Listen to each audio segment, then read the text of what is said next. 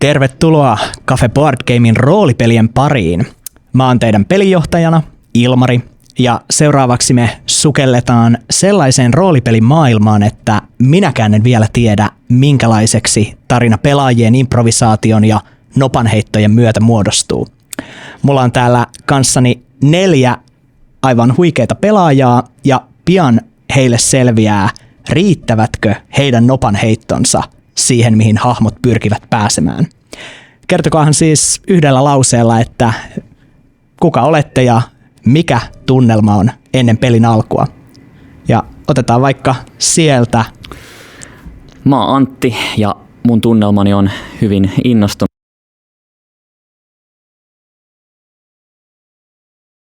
Mä oon Aave ja mä kävin tänään uimassa ja mulla on edelleenkin hyvin rentoutunut olo, mikä pikkuhiljaa alkaa jo lähteä kehosta.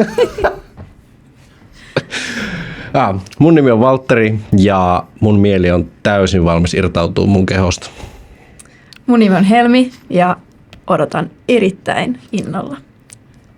Ja sen pitemmittä puheitta me sukelletaan syvälle roolipeliin, sillä luvassa on Merheal raudoittajat.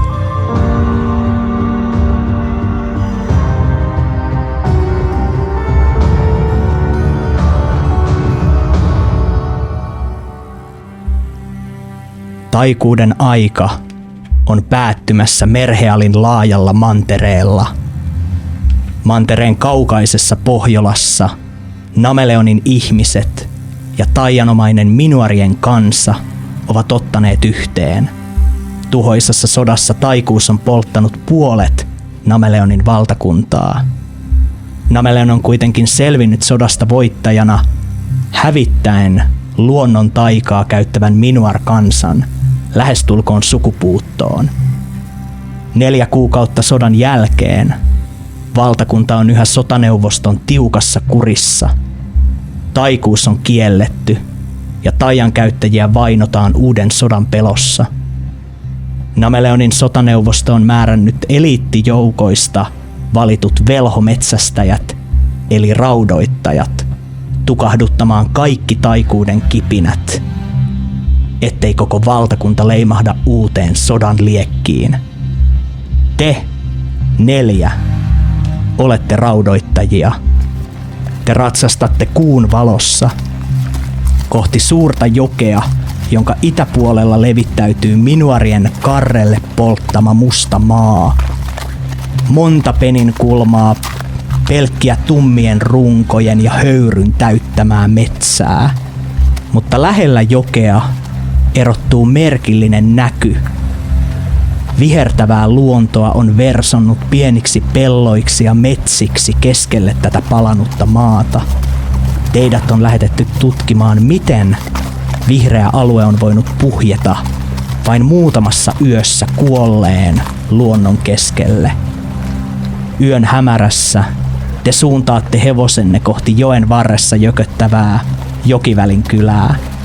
Kylässä te aiotte aloittaa tutkintanne jututtamalla paikallista väkeä, sillä mikäli alue on taikuuden luomaa, on teidän tehtävänne tuhota se ja selvittää, kuka on syypää.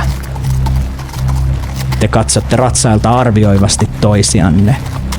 Nämä ovat niitä hetkiä, kun on tärkeintä kerrata tärkeimmät ohjesäännöt. Mitä te näette katsoessanne toisianne?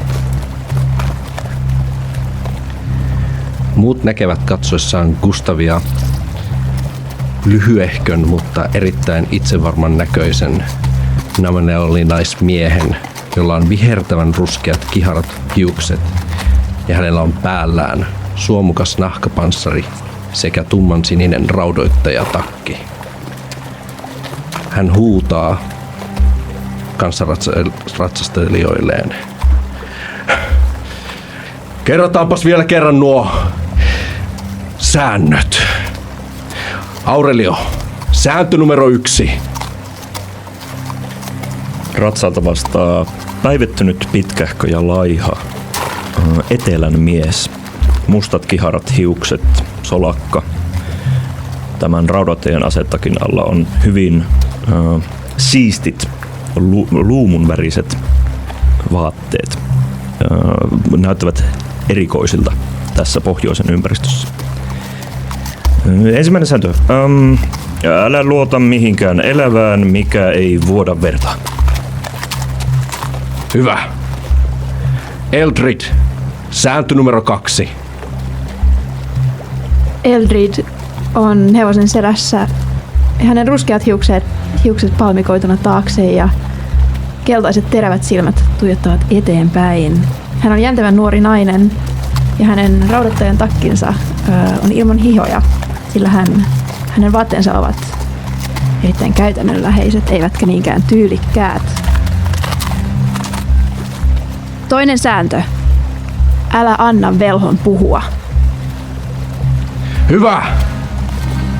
Nial, sääntö numero 3. Kun muut katsovat Nialia, he näkevät nuoren, noin 16-vuotiaan miehen alun. Hänen keskipitkät ruskeat hiuksensa roikkuvat likaisena hänen kasvoillaan ja verhoavat taakseen suuret jäänsiniset silmät, jotka katsovat ympärilleen lapsenomaisesti ja uteliaasti, mutta ilman myötätuntoa. Sääntö numero 3. Vaikka koko maailma sortuisi ympärilläsi, tapa ensin velho. Te olette valmiita. Ratsastetaan kylään. Ja te kiihdytätte teidän tahtianne läheiselle pientä, vielä uinuvaa kylää keskellä yötä.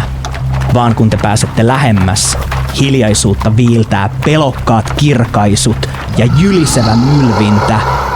Kylän suunnalta kaikuu metallin kalke. Te näette muutaman puisen rakennuksen romahtavan kaukaisuudessa. Gustav viheltää hänen kotkapillinsä. Ja matalalla lentävä merikotka liitää lähelle Gustavia ja siitä pidemmälle kohti kylää. Hetken päästä te odotatte. Te kuulette näiden äänten lisäksi yhden kirkaisun, toisen kotkan kirkaisun ja kolmannen. Ja te tiedätte, että 3 peräkkäistä kirkaisua tarkoittaa jotain taianomaista uhkaa. Valmistautukaa. 3 kirkaisua. Nyt teitä testataan ensimmäistä kertaa todenteolla. Ja te laukkaatte lähemmäs kylää sydän pamppaillen lähestulkoon yhtä kovaa kuin jykevä kavioiden kolke. Ja on seuraavan luvun aika. Ohitatte kylän ainoan kivirakennuksen, korkean holvinuskon pyhäkön ja saavutte keskelle veristä toria hevosilla ratsastaen. Maassa lojuu 50 riekaleiksi revittyä kruununkaartilaista, joiden veristen ruhjeiden ympärille ihoon on alkanut kasvaa tummaa kaarnaa. Torin keskellä kohoaa massiivinen villisika, jonka kookkaiden syöksyhampaiden ympärille on kietoutunut paksua juurakkoa. Sen karvojen lomassa kasvaa pitkää naavapartaa. Villisika yrittää pusertaa etujaloillaan hengiltä veristä kaartin kapteenia, joka kamppailee vastaan. Te olette saapuneet hieman liian myöhään, mutta uhka on vielä olemassa. Ja on teidän vastuulla pysäyttää se. Nial ei odota Gustavin ohjeita. Hän ratsastaa kohti villisikaa, ottaa kiipeilykoukkunsa ja yrittää heittää sen villisian torahampaisiin ja repiä villisian pois kaartin kapteenin kimpusta. Näin tehdessäsi te kaikki tajuatte, että taistelu on alkamassa, mutta villisika on Nialia nopeampi. Sillä hetkellä, kun sä saavut paikalle, se käännähtää suhun valtavien syöksyhampaiden kera ja tekee sellaisen syöksyn, jota sä et ole osannut odottaa. Ja syöksyn seurauksena, riittääkö sun vahvuus pelastautumaan, jotta sä et jää näiden sorkkien alle? Ei riitä. Te näette, miten Nial ampaisee hevosellaan suoraan kohti tätä petoa, joka syöksähtää pois kaartinkapteenin päältä, kaataen Nialin ja tehden hänelle haavan. Nial, sä et pysty liikkumaan ja sä tunnet, miten sun keuhkot painuvat kasaan. Kuka teistä ottaa aloitteen? Nial! Pelkrisentä, hajantukaa! Gustav ohjeistaa muut raudoittajat hajantumaan tämän pedon molemmin puolin ja lataa varsiosensa ja laukaisee sitä päin. Ihan sitten, kun sinulla on aikaa. Osuma. Gustav osuu, hänen varsiosi viheltää Aiheuttaa haavan.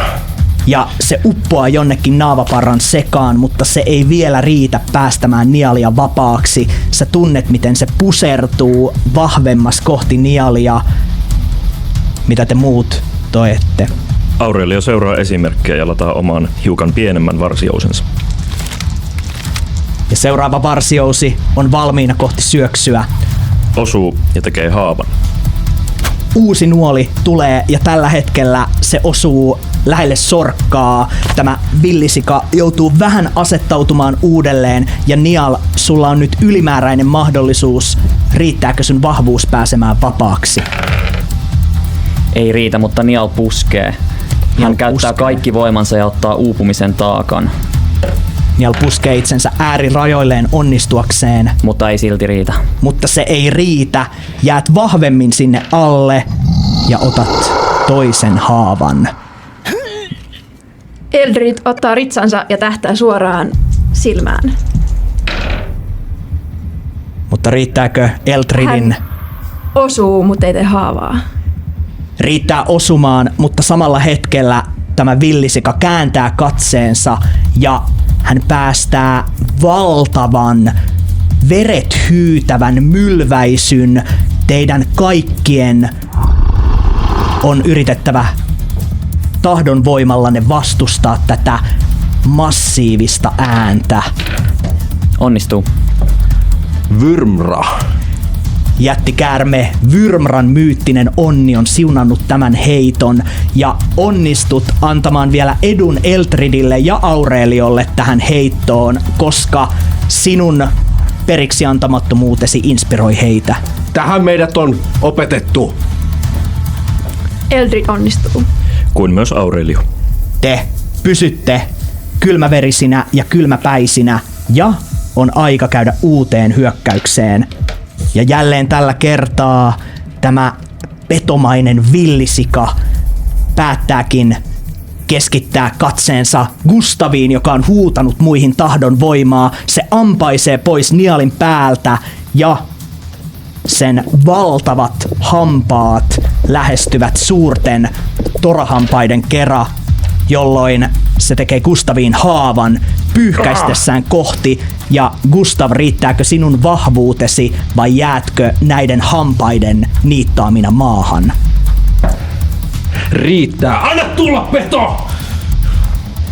Valtavien mylväisyjen kautta tämä peto vetäytyy kauemmas ja Gustav, sulla on paikka.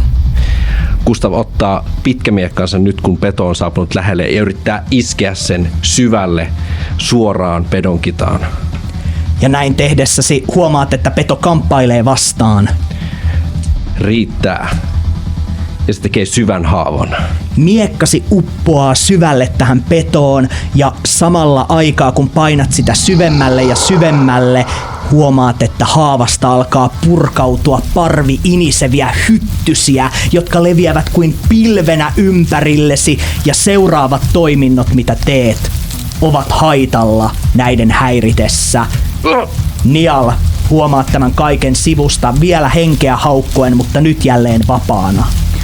Nial heittää murskaantuneen nahkaharniskansa pois, ottaa molemmat tikarit käsiinsä ja juoksee kohti petoa, yrittäen iskeä molemmat tikarit pedon selkään. Syöksyt kohti petoa valtavalla voimalla, tuuli humisee korvissasi. Onnistuu ja tekee haavan.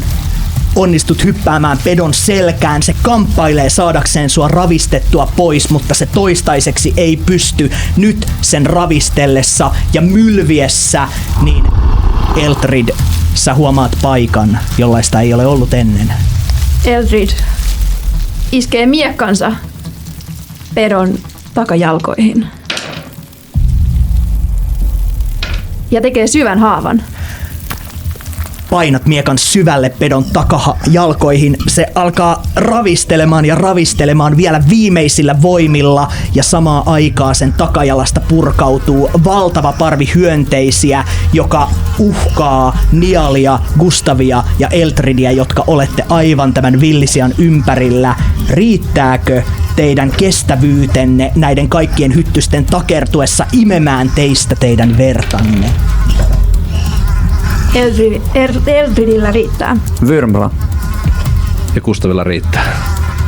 Ja jättikäärme, myyttinen Vyrmra on siunannut jopa Nialin yrityksen, ja silloin kun nämä hyttyset kerääntyvät teidän ympärillenne, te vedätte jokainen takkinne paremmin suojaksi, mutta Nial, sä et pelkästään suojaudu takillasi, vaan sä alat takoa sen niskaa, sen villisian niillä tikareilla, kunnes mylväisyltä se lopuksi lakoaa teidän allenne, ja te tajuatte, että se mahtava peto on viimein hiljentynyt. Ja ne hyttyset alkavat varista kuin syksyn lehdet teidän ympärillenne. Tämä lyhyt ja tiivis kohtaaminen on tämän luvun loppu, mutta seuraavan hetken alku. Teillä on rauhassa aikaa tasata hengityksenne. Gustav ja Nial, te katsahdatte vähän revittyyn takkiin ja muihin vaatteisiin. Huomaatte molemmat itsessänne sellaisen verisen haavan, jonka tämä villisika on jättänyt. Sen verran mitä te tiedätte ensiapua, niin tämä on se hetki, milloin te ehkä tarkistatte haavan vakavuuden ja te katsahdatte toisiinne huomatessanne, että kummankin haavan ympärille on alkanut kasvaa tummaa, ihottumaa kuin puunkaarnaa. Mitä meille tapahtuu? En ole ihan varma, mutta en usko, että se on hyvä asia. Sinä et toiminut tarpeeksi nopeasti. Sinä aikailit niin kuin on tavalnomaista sinulle. Ja kuinka sinulle kävi? Menit sinne sankarina ensimmäisenä paikalle. Mitä te huudatte? Oletteko te kunnossa? Katso tätä. Nial näyttää haavansa Aurelialle. Aurelio koettaa katsoa haavaa. Riittääkö Aurelion tietämys taikuudesta kertomaan hänelle lisää tästä haavasta? Aurelio käyttää kykyään taikuuden tutkia ja ottaa edun tähän heittoon. Ei riitä. Taikuutta on niin monenlaista muotoa ja tämä on vielä toistaiseksi vierasta. Se ei näytä leviävän kovinkaan nopeasti, joten päättelisit, että aikaa jonkinlaiselle parannukselle on vielä. Mutta se muistuttaa puun kaarnalta, etkä ehkä halua olla tietämässä, mitä tapahtuu, jos se ehtii vallata liian suuren alueen kehosta. Nial sytyttää soihdun. Poltetaan se pois. Sitten se ei ainakaan etene. Ensin sinä. Nyt. Odota. Nial. Araskulijauhe. Tähän tarkoitukseen. Otetaan sitä vähän sinne. Ripotellaan sitä, katsotaan mitä se tekee.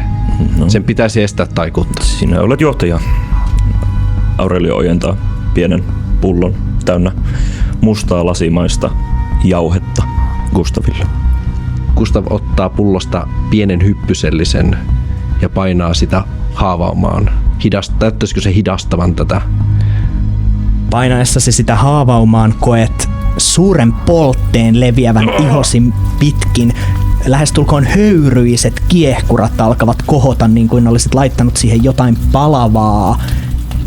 Mutta se tuntuu tummentavan kaarnan. Ja se osa, mitä hieroit jauheella, se pieni osa varisee pois, jättäen pienen punertavan palovamman. Tosin huomaat, että te tarvitsisitte ainakin koko pullon teidän 2 haavan käymiseen läpi kokonaan. Onko teillä mahdollisuus siihen? Eikö tuo pitänyt säästää hiukan isompiin uhkiin? Tämä hidastaa vähäsen. Säästämme loput. Vai säästämme loput? Hän kokeili sitä ensin itseensä ja sitten säästämme loput. Gustav painaa jauheniali haavaan. Älkääpäs kinastelko. Teidän on parempi nyt ehkä maata tai vähintään istua alas, että verenpaineenne pysyisi matalempana. Eltrid, sä kuulet verisen köhähdyksen ja sä näet sen kruununkaartin kapteenin yhä köhivän vatsa lähestulkoon riekaleilla tämän pedon kourista, mutta hän vaikuttaa vielä olevan hengissä. Eldrid rientää tämän henkilön luokse. Minä tarvitsen parantajaa. Onko täällä sellaista? Filauria. Ja hän näyttää osoittavan värisevällä kädellä jonnekin hieman kauemmas kylän reunaan. Ja te alattekin nähdä jo pienen ruohokattoisen mökin, jonka ovi on alkanut avautua. Ja te näette nuoren siropiirteisen naisen maanläheisissä väreissä, päässä vihreä huivi, jonka alta virtaa kultaiset hiukset. Hän on alkanut jo juosta kohti tätä henkilöä. Oletteko te? Minä olen parantaja, Filauria. Auttakaa kantamaan hänet tuonne minun mökkiini nopeasti. Totta kai. Aurelio tulee auttamaan. Eltrid ja Aurelio ottavat tämän miehen. Te kannatte häntä ja näette hänen haavojensa sykkivän verta kasvavaa tahtia. Mikä ikinä parantaja tämä on, niin nämä haavat ovat todella syviä. Mutta siitä huolimatta te autatte hänet tällaiseen pieneen, vähän jo himmentyvien lyhtyjen valaisemaan mökkiin, jonka katosta roikkuu yrttejä ja tällainen niinku pirteä yrttien tuoksu vaan niinku täyttää tämän koko tilan täynnä erilaisia pulloja ja keittolaseja. Ja tämä parantaja nainen pyyhkäisee yhden pöydän tyhjäksi. Te laskette siihen tämän henkilön ja päästessänne nyt lähemmäs myös vilkaisemaan tätä parantajaa. Te huomaatte hänen kultaisista kutreistaan kaartuvat hieman suipponevat korvat ja yhtäkkiä nämä jalot piirteet käyvät järkeen. Nainen on haltija. Kiitos. Käykää katsomassa, onko joku muu kaartilainen vielä hengissä. Minä voin hoitaa asian tästä eteenpäin. Kiitos paljon. Niall pysäyttää hänet. Miten sinä tämän asian hoidat? Minulla on yrttejä, on keitoksia. Minä voin koittaa jotenkin tyrehdyttää verenvuodon ja minä pärjään kyllä. Gustav ottaa veitsen vyöltään ja viiltää haavan tämän parantajan käteen. Mitä sinä teet? Hän voi auttaa teitäkin. Miksi sinä noin teit? Te näette veren punaisen tihkuvan hänen haavastaan. Sääntö numero 1. Astukaa ulkopuolelle. Minä olen oppinut parantaja, voin auttaa teitä. Riittääkö Aurelion suostuttelu saamaan hänet jäämään? Ei riitä. Hän näyttää järkyttyneeltä tästä viiletystä haavasta. Minä en huoli raudoittajia parantajikseni. Odottakaa ulkopuolella, voin katsoa teitä sitten. Olkoon niin. Pahoittelumme. Menkäämme ulos.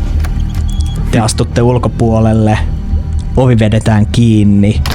Ja te näette tämän torin toisella laidalla kivisen Holvin kirkon, eli tällaisen 4 ulko-ovesta koostuvan rakennuksen temppelin pyhälle Holvin uskolle.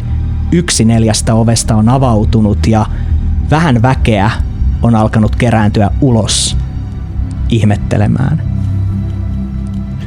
Aurelio marssii sanomatta sanaakaan takaisin torille katsomaan, onko muita eloon jääneitä. Eldrid seuraa perässä. Niall pysyy ovella ja tarkkailee soihtu kädessään.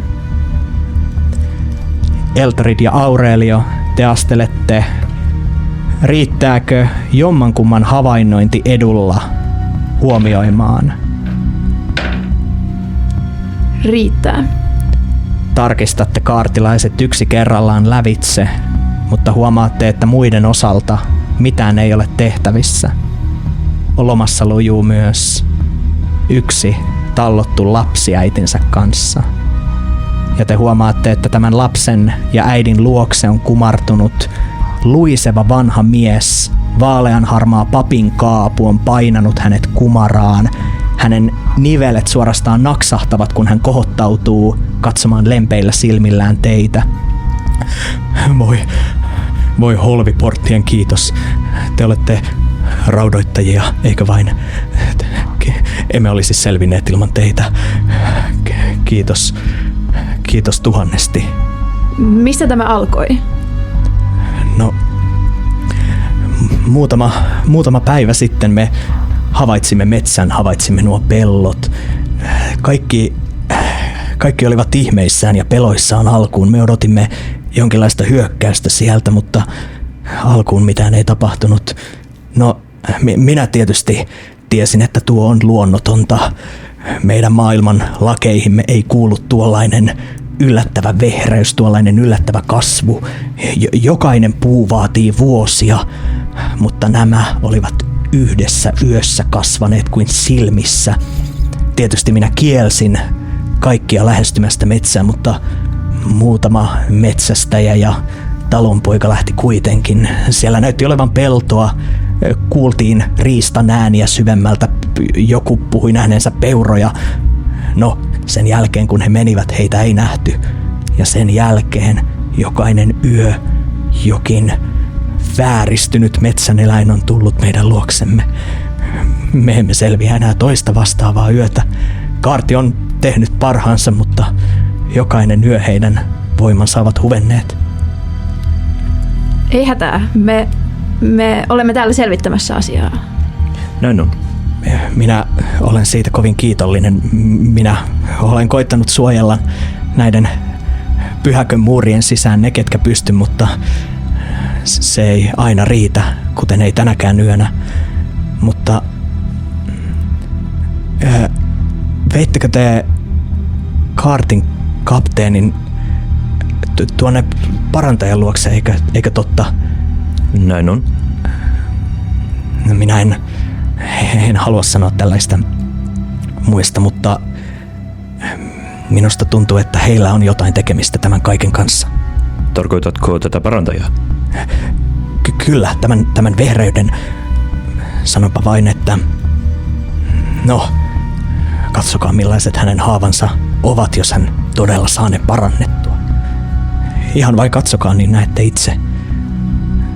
Se, mitä siellä mökin pirtin ovien sisällä tapahtuu, se ei ole luonnollista. Aurelio on hetken seurannut tätä pappishenkilöä ja koittaa nyt päätellä hänestä, että mikä tarkoitus hänellä on tässä saada meidät kääntyä parantajaa vastaan. Käyttää siis valheenpaljastajakykyään. Riittääkö Aurelion havainnointi paljastamaan jotain syvempää? Riittää. Huomaat hänessä sen, miten hän katsoo varsin pahasisuisesti muutamia muita kyläläisiä, jotka ovat kerääntyneet kohti tätä mökkiä ikään kuin ihmettä odottaen, ikään kuin toivoen. Sulle jää sellainen olo, että sen sijaan, että nämä hyvät ihmiset olisivat rukoilemassa Holvin jumalilta apua, niin he ovat kääntyneet tämän parantajan puoleen, ja siitä tämä pappi ei tunnu pitävän. No, jatkakaa ihmisten turvassa pitämistä. Me ilmoitamme teille sitten, jos saamme jotakin. Tietysti, ja teillä on yösiä sisällä, jos vain suinkin haluatte. Pidämme sen mielessä. Kiitos teille. Samaa aikaa Nial, olet tämän parantajan mökin ovella. Mitä havainnointi sinulle paljastaa? Ei riitä. Koitat kuunnella, mutta väkeä alkaa kertyä kohti. He alkavat kysellä teiltä tästä uhasta. Se vie keskittymisen, ja juuri kun alat kuulla jonkinlaista puhetta, jonkinlaista miehen voihkintaa, niin tämä läpitunkeva väkijoukon kysely alkaa viedä huomiotasi. Nial yrittää puskea läpi väkijoukon, kiertää talon ja katsoa, olisiko siellä ikkuna, josta näkisi sisälle. Riittääkö Nialin etsiminen löytämään ikkunan. Ei riitä. Päädyt toiselle puolelle huomaten, että valitettavasti tällaisessa vanhassa päremökissä ei juurikaan ole ylimääräisiä ikkunoita. Ja ne, mitkä ovat olleet oven vieressä, niin ne on vedetty verhoilla huolellisesti kiinni. Nialilla on soihtu kädessään. Hän katselee helposti syttyvää mökkiä ja pohtii. Nial! Tule tänne nyt sieltä. Nial menee Gustavin luo. Mitä nyt, johtaja? Nyt lopeta ton sooloilun. Muut meni jo etenemään ja katsomaan muita. Seuraa. Minulla on pakko sooloilla, jos sinä et tee mitään, kun tässä kylässä käytetään taikuutta. Meidän tulisi polttaa tämä kylä maan tasalle, polttaa nuo metsät, polttaa nuo pellot ja polttaa nämä kaikki ihmiset, joita taikuus on koskettanut. Me poltamme täällä minuareita, emmekä taloja omaksi huviksemme. Tule! Selvä. Gustav kääntyy ja lähtee lähestymään kahta muuta raudoittajaa. Te kokoonnutte kaikki keskellä toria vastailtuanne muutamaan huolehtivaan kysymykseen. On teidän suunnittelunne aika. Pitäisikö meidän kokoontua jossain yksityisemmässä tilassa? Minä ehdotan, että me menemme tuonne parantajan taloon ja katsomme, mitä hän on tekemässä tälle miehelle. Kenties voisimme puhua tästä siellä yksityisemmässä tilassa. Anteeksi, tämä holvipappi on saapunut paikalle. Te huomaatte, miten hänen nivelensä ja lonkkansa vähän lonksuvat. Minä voisin tarjota teille omia huoneistojani tuolta holvin pyhäköltä. Ne ovat varmasti rauhallisia. En minä salakuunnellut, vaan kuulin vain, kun pyysitte yksityisyyttä. Tätä tietä. Hyvä on. Näytä tietä. Hän johdattaa teidät tämän pyhäkkörakennuksen sisäpuolelle ja te huomaatte vielä ovella sotaneuvoston asetuksen taikuuden kieltolain, joka on teille varsin tuttu. Laissa säädetään, että taianomaisten tekstien, esineiden hallussapidosta voi menettää käden, loitsujen langettamisesta kielen ja toisia vahingoittavan taikuuden käytöstä päänsä. Se on asianmukaisesti esillä ja te astutte pidemmälle kynttilöiden valaisemaan karuun saliin, jonka keskelle johtaa penkkien reunustama käytävä jokaiselta 4 ilmansuunnalta. Holvinuskossa uskotaan 4 porttiin ja myös pyhäkköihin on rakennettu 4 portin kaltaista ovea, jotka johtavat keskelle alttarille, jonka juurelle on kokoontunut kourallinen kyläläisiä, osa hyssyttelee pieniä lapsia, muutama jäljelle jäänyt kaartilainen vartioi ovilla, mutta teidät johdatetaan sivutilaan, pieneen makuuhuoneeseen, jossa on myös kirjoituspöytä, ja holvipappi nyökkää teille ja hän tulee ensin itse sisään sulkien oven. Anteeksi, minä annan teille kohta omaa aikaa. Tämä kylä on pahasti ongelmissa ja haluan vielä sanoa oman ajatukseni vain siitä, että tuo metsä kasvoi epäilyttävästi sellaiseen aikaan kuin Taeral, meidän entinen parantaja, nähkäs vanhempi haltija, hänen tyttärensä, joka nyt tuota mökkiä käyttää, ei ole parantaja ensinkään, vaan metsästäjä. Tämäkin on tärkeä seikka, koska hän on epäilyttävän hyvä siinä, mitä hän tekee, jos ymmärrätte, mitä tarkoitan siihen nähden, että hän ei ole sitä opetellut. Mutta niin, tämä vanhempi parantaja siis katosi hieman ennen kuin tämä metsä kasvoi. Se ei voi olla sattumaa, se oli vain edellisenä yönä, kun hän vaelsi jonnekin keskelle tuota palannutta. Gustav nostaa kätensä ilmaan. Onko teillä todisteita taikuuden käyttämisestä tältä parantajalta? Onko kukaan nähnyt hänen käyttävän taikuutta? Hän on parantunut varmaan aika monta tässä vaiheessa. Kyllä tietysti. Hän on parantanut sellaisia haavoja, mitkä minusta ovat tarpeutuneet kovin nopeasti. Katsokaas, minullakin on tässä, hän nostaa vähän kädestä hänen helmaansa ja te näette parantuneen haavan, jonka ympärillä kasvaa sitä kaarnaa. Minä en ties, vaikka olisi jonkun hänen metkunsa takia tullut minun käteeni sitä oli siinä vasta kun sain metsästä haavan ja hän sanoi parantaneensa sitä ja kyllähän tämä haava, no hän vain laittoi siihen salvaa, tietysti se arpeutui itse, mutta tämä kaarna... Gustav nostaa kätensä uudestaan. Te puhutte hyvin paljon nyt, herra pappi. Gustav näyttää omaa haavaansa, jossa tämä kaarna on todennäköisesti taas lähtenyt leviämään. Metsä tuottaa haavoja ja levittää kaarnaa. Ehkä se on parannettu. Me emme ole varmoja, onko tämä taikuuden aiheuttamaa se hänen parannuksensa. Metsässä on selkeästi uhka, joka meidän pitää hoitaa ensimmäisenä. Sen jälkeen meitä kyllä kiinnostaa tutkia tämä parantajatilanne. Hyvä on. Mitä tiedätte metsästä? Keskitytään nyt siihen. No sen mitä olen kertonut, se kasvoi yhdessä yössä, kun siellä on käyty, niin seuraavina päivinä sieltä on tullut jotain petoja meitä vastaan. Metsä kasvoi yhdessä yössä, sen voi myös silloin polttaa yhdessä yössä, eikö näin ole, Gustav? Ratkaisemme ongelman tulen avulla, olemme tehokkaita ja teemme tehtävämme. Ehkä olemme häirinneet pappia tältä illalta jo tarpeeksi. Onko meillä vielä muita kysyttävää? Kiitos, herra pappi, voitte poistua. Minä rukoilen teidän turvallisuutenne puolesta, kiitos. Ja hän poistuu.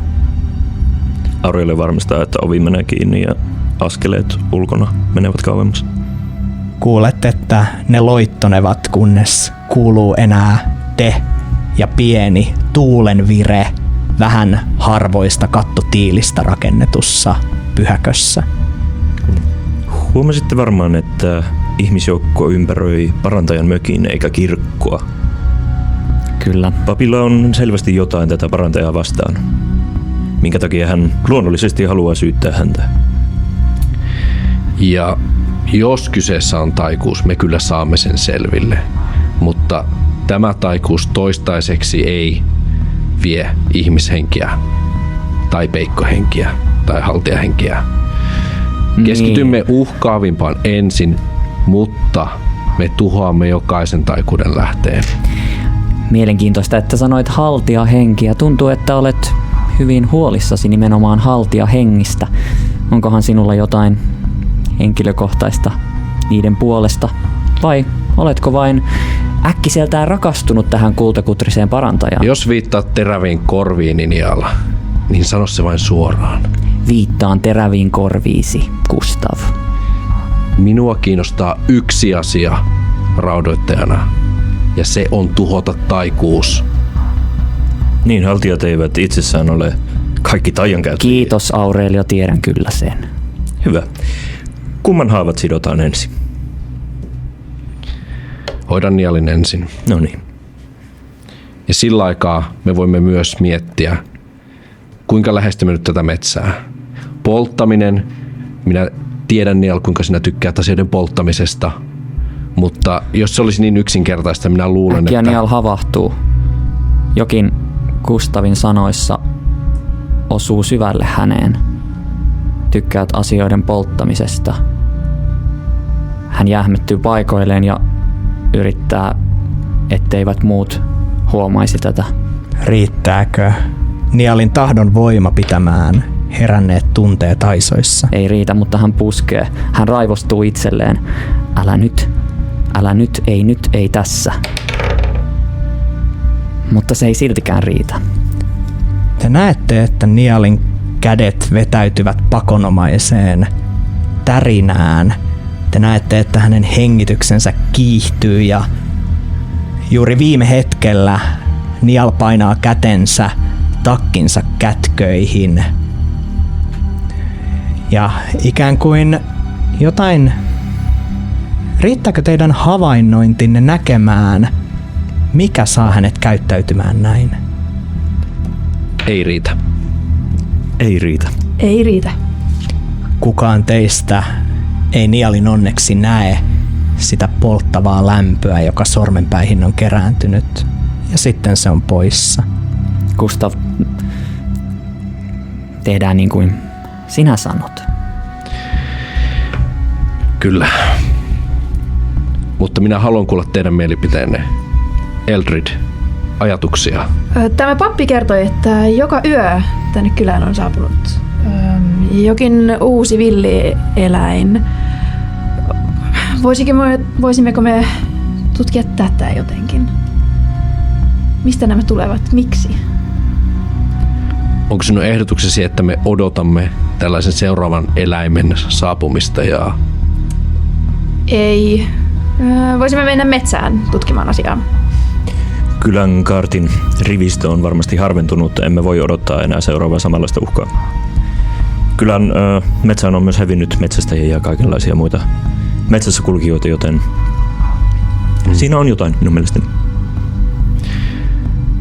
Metsässä on kyllä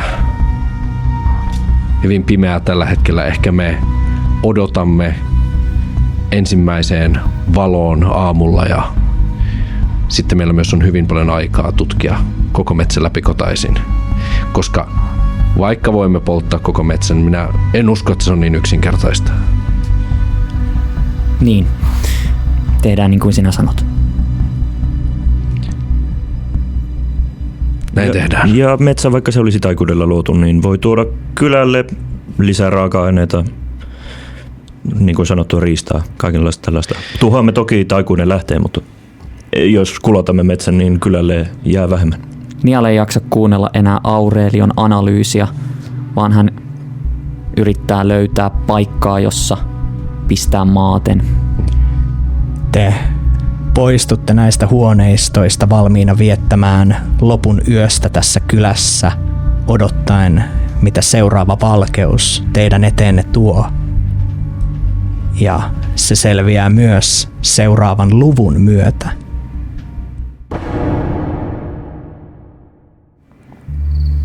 Yö on laskeutunut Jokivälin kylään. Te olette asettuneet eri tahoille Holvin pyhäkköä. Sen kivisessä reunassa kohoaa puinen parvi, jossa Niall yöpyy.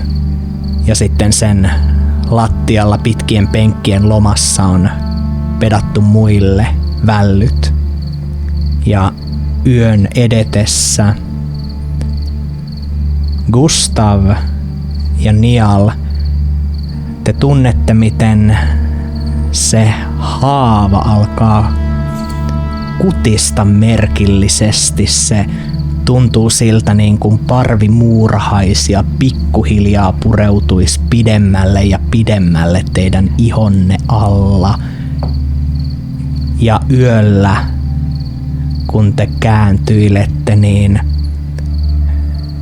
te näette unessa joen, Jokivälin kylän ja sen vastarannan, mistä alkaa korkeat heinikot ja paksuina kaartuvat vihreät puut.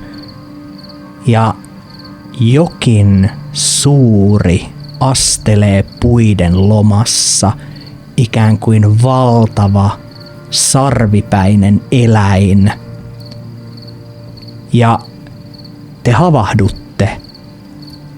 Teillä on jotenkin sellainen olo, ikään kuin teitä odotettaisiin juuri tällä hetkellä joen toisella puolella, missä tämä vehreys poltetun maan keskellä alkaa. Niall katselee ympärilleen. Onko Gustav huomannut, että hän on myös herännyt? Gustav on noussut ylös ja katsoo Niallia merkittävästi. Minä en saa unta. En minäkään. Ja Gustav koskettaa haavansa ja katsoo Niallin haavaa. Näitkö sinä jotakin? Näin. Mennäänkö? Mennään. Gustav ottaa takkinsa ja varusteensa. Hän menee Eldridin luokse. Eldrid, Niall pysäyttää Gustavin ennen kuin hän ehtii. Odota. Älkäämme herättäkö toisia. Heitä ei kutsuttu. Me hoidamme tämän kahdestaan. Mitäs sanot?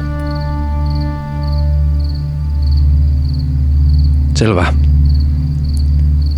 Ja Eldrid jää kääntämään kylkeä, kun Gustav ja Niall poistuvat kylmään, hyytävään yöhön, joka on kääntymässä aamuyöksi, koska kevyt sarastus on jo vaaleampana taivaan rannassa.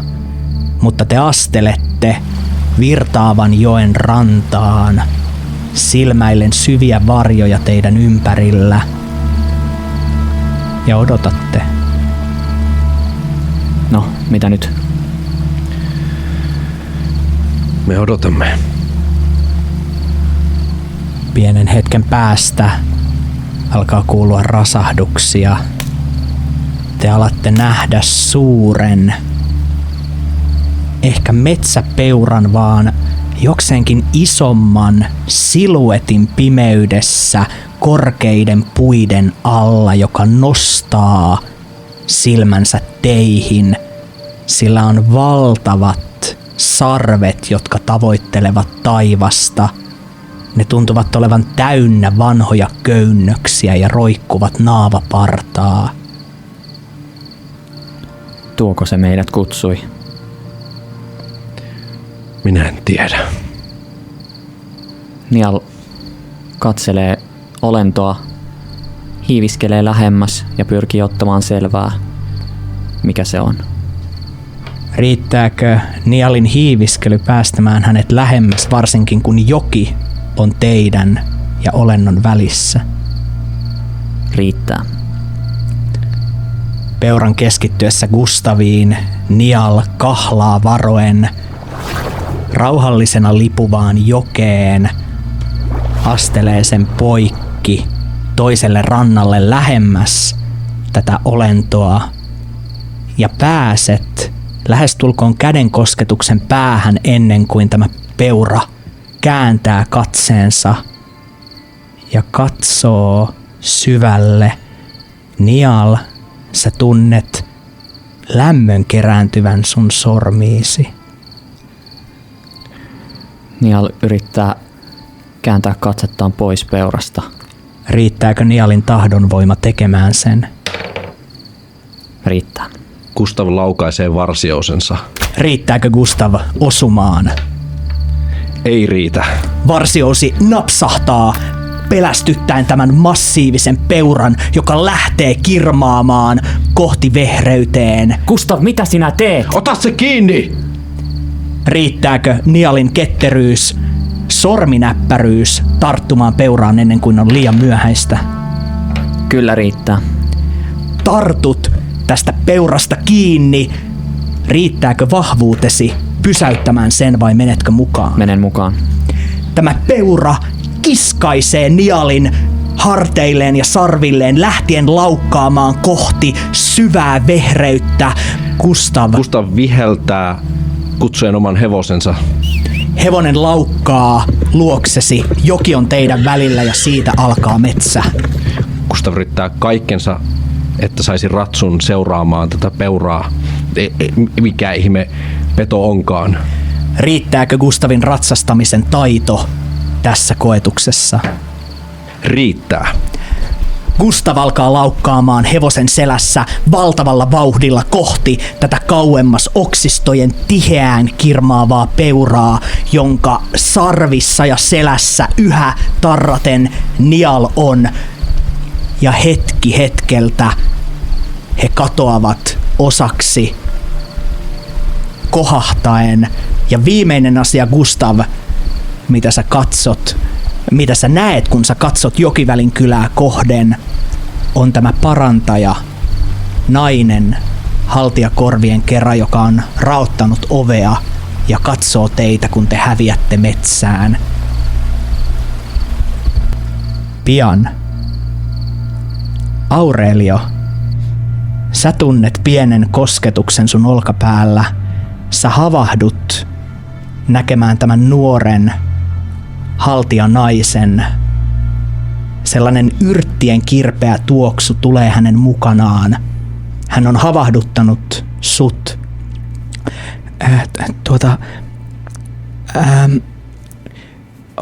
Oletteko te... Minulla saattaa olla jotain, mitä teidän pitäisi tietää. Eldrid, sä heräät näihin sanoihin. Jos annatte meille hetkisen pukea yllemme ja... Aivan tietysti. Hän vähän vilkaisee teihin ja pieni puna, jonka jälkeen hän on kirmannut nopeasti antamaan teille tilaa. Aurelio pukee nopeasti selkä Eldridin pään ja astuu ulos huoneesta.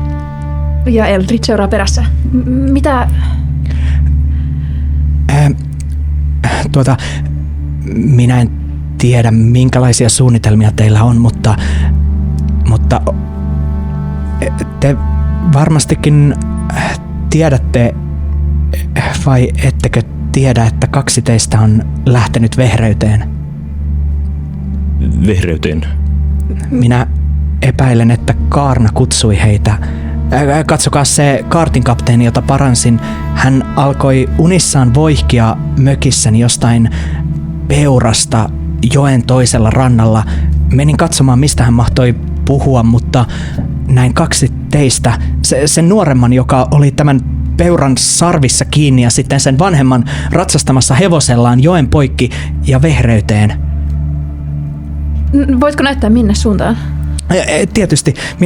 Ja sit hän johdattaa teidät holvin ulkopuolelle torialueen poikki. Aurelio kysyi matkalla, peura, minkälainen peura? Oliko se valkoinen kenties? Ei ollut valkoinen, kovin suuri, täynnä naavapartaa kaiketi tai jotain, liian vaikea sanoa hämärässä. Yksi metsän taianomaisista eläimistä varmastikin. Minä tuonne päin, tuosta näette joen poikki keskellä, siinä on kylän vanhat rauniot ennen sodan tulta. Sinne keskelle he katosivat, toinen ratsastajan peuran perässä. Te varmasti aiotte mennä sinne, eikö totta? Kyllä. Pakko se on. Hyvä. Ja vasta nyt te huomaatte, että hän on kantanut nuoliviintä ja pitkäjousta selässään. Minä haluan tulla teidän mukaanne. Minulla on jotain, mitä olen kadottanut metsään. Toki, voit kertoa siitä matkalla. Hyvä. Tästä joen poikki. Näytä tietä. Ja te alatte astella ensin kahlaten tämän yli vyötärön asti kohottuvan joen halki, päästen sen jälkeen kylän raunioihin, josta alkaa kasvaa korkea heinikko, jonka jälkeen alkavat suuret käppyräiset puut, jotka kohottuu teidän päiden yläpuolellenne, kunnes ne lähes pimentää taivaan. Ja näyttää niin kuin nämä puut olisi useampaa kaarnaa. Siellä on koivun vaaleita juovikasta pintaa, tummempaa paksun ruskeaa tammea ja monta muuta.